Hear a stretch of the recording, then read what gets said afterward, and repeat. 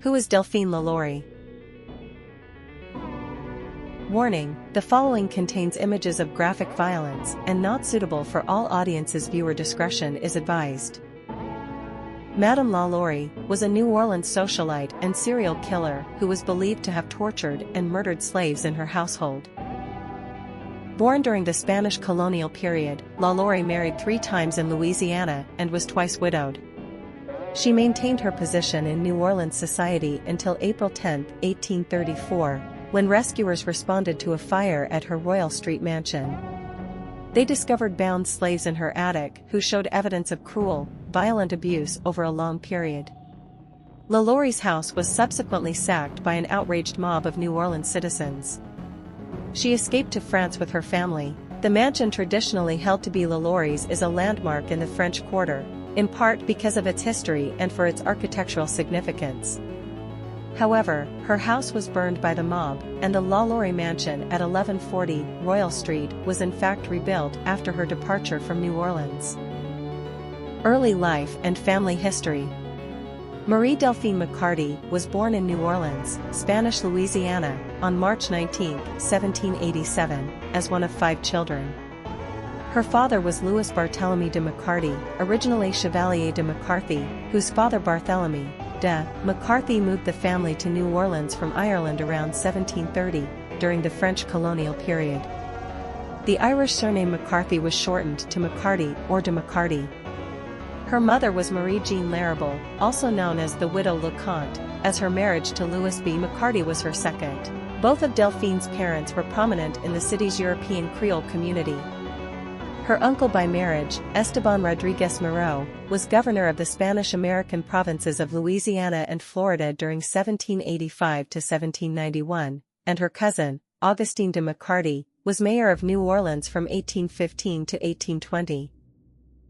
Delphine was only 4 years of age when the Haitian Revolution erupted in 1791, something that made slaveholders in the southern United States and the Caribbean very afraid of resistance and rebellion among slaves. Delphine's uncle had been killed in 1771 by his slaves, and the revolution had inspired the local Mina conspiracy in 1791, the Pointe Coupee conspiracy in 1794, and the 1811 German Coast Uprising, all of which caused many slaveholders to abuse slaves even more harshly out of fear of insurrection. First marriage. On June 11, 1800, at age 13, Delphine married Don Ramón de López y Angulo, a caballero de la Real de Carlos, a high-ranking Spanish royal officer, at the St. Louis Cathedral in New Orleans. Louisiana, as it was spelled in Spanish, had become a Spanish colony in the 1760s after France was defeated in the 7 Years' War.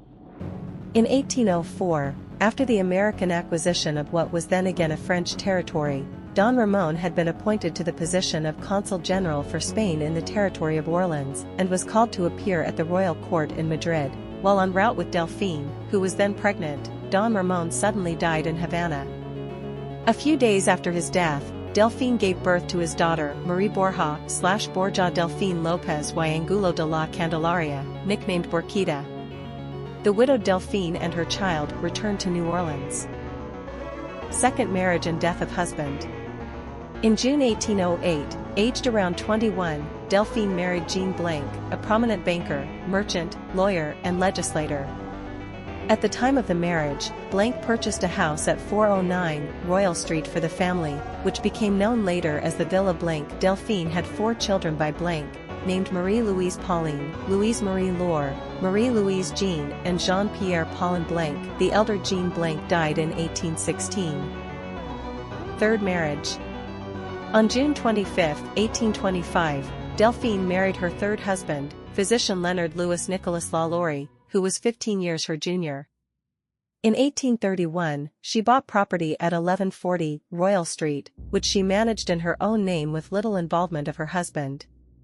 In 1832, she had a 2-story mansion built there, complete with attached slave quarters.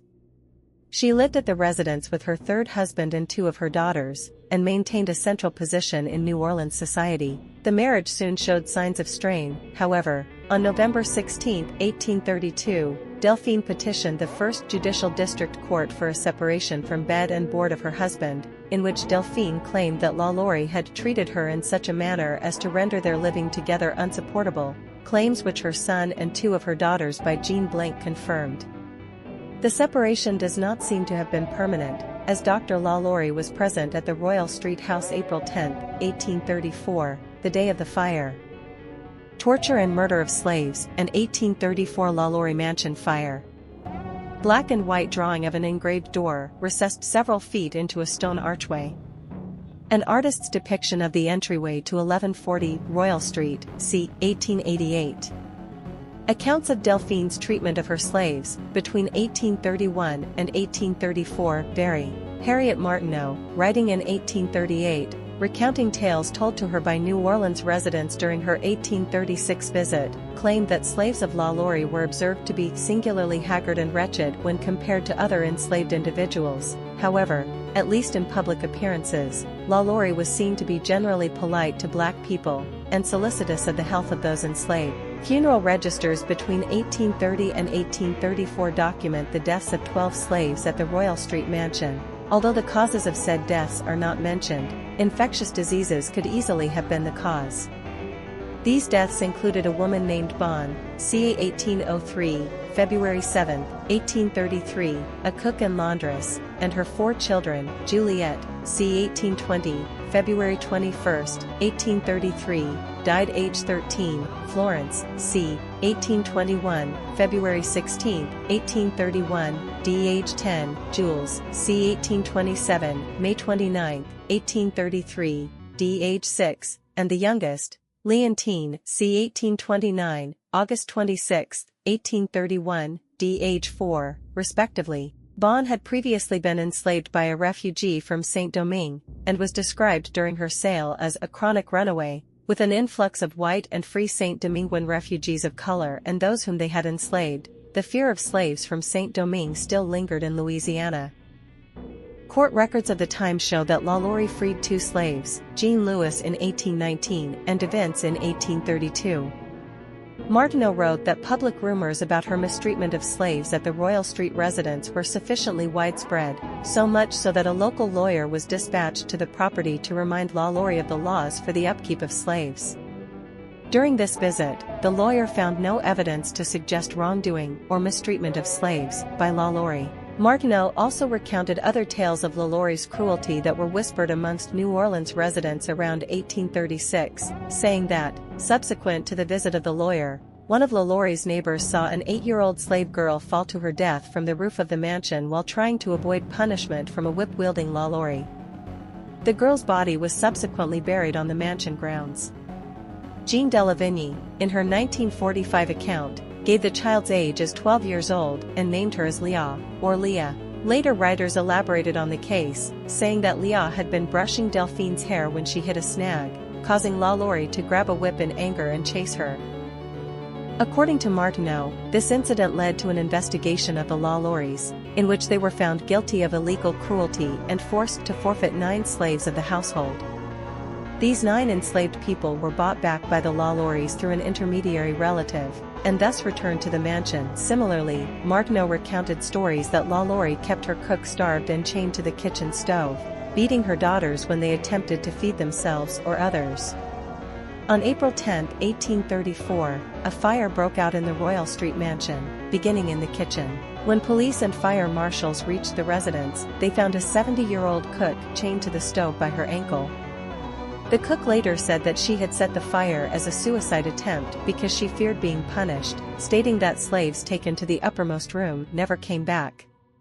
As reported in the New Orleans Bee of April 11, 1834, bystanders responding to the fire attempted to enter the quarters of those enslaved to ensure that everyone had been evacuated. Upon being refused the keys by the LaLauries, the bystanders broke down the doors to the quarters and found 7 slaves, more or less horribly mutilated, suspended by the neck, with their limbs apparently stretched and torn from one extremity to the other, who claimed to have been imprisoned there for some months.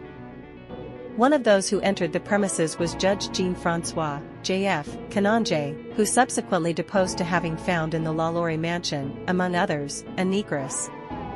wearing an iron collar, and an old Negro woman who had received a very deep wound on her head, who was too weak to be able to walk. Kananje said that, when he questioned LaLaurie's husband about those enslaved on the property, he was told in an insolent manner that some people had better stay at home rather than come to others' houses to dictate laws and meddle with other people's business. A version of this story, circulating in 1836 and recounted by Martineau, added that the slaves were emaciated, showed signs of being flayed with a whip, were bound in restrictive postures, and wore spiked iron collars which kept their heads in static positions. When the discovery of the abused slaves became widely known, a mob of local citizens attacked the Royal Street mansion and demolished and destroyed everything upon which they could lay their hands.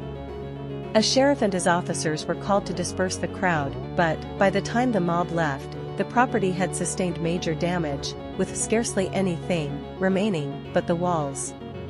The slaves were taken to a local jail, where they were available for public viewing.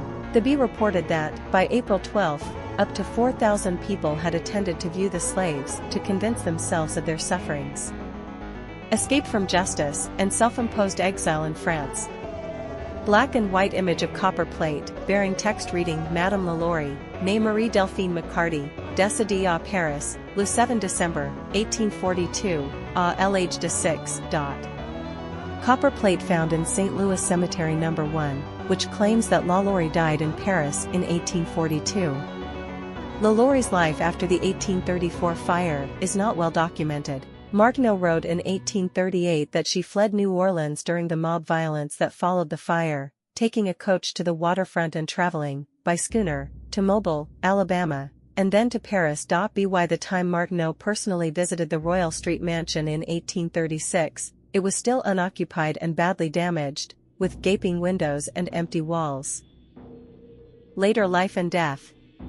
While Delphine was living in exile in Paris with her mother and two sisters, Pauline and Laure, her son Paulin Blanc wrote on August 15, 1842, to his brother-in-law, Auguste de Lassus, stating that Delphine was serious about returning to New Orleans and had thought about doing so for a long time.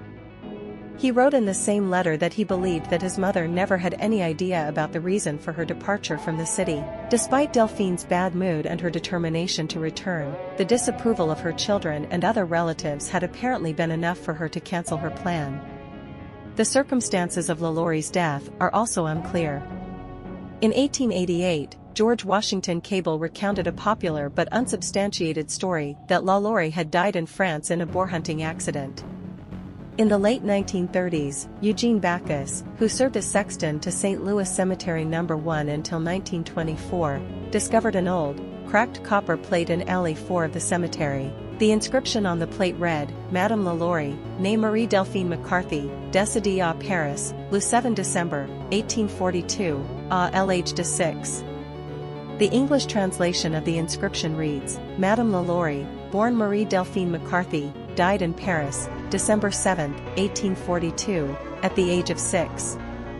According to the French Archives of Paris, however, LaLaurie died on December 7, 1849, at the age of 62. Later life and death.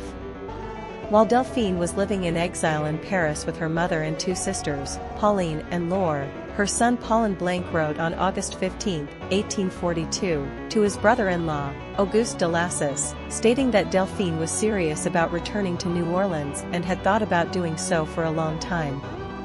He wrote in the same letter that he believed that his mother never had any idea about the reason for her departure from the city. Despite Delphine's bad mood and her determination to return, the disapproval of her children and other relatives had apparently been enough for her to cancel her plan. The circumstances of LaLaurie's death are also unclear.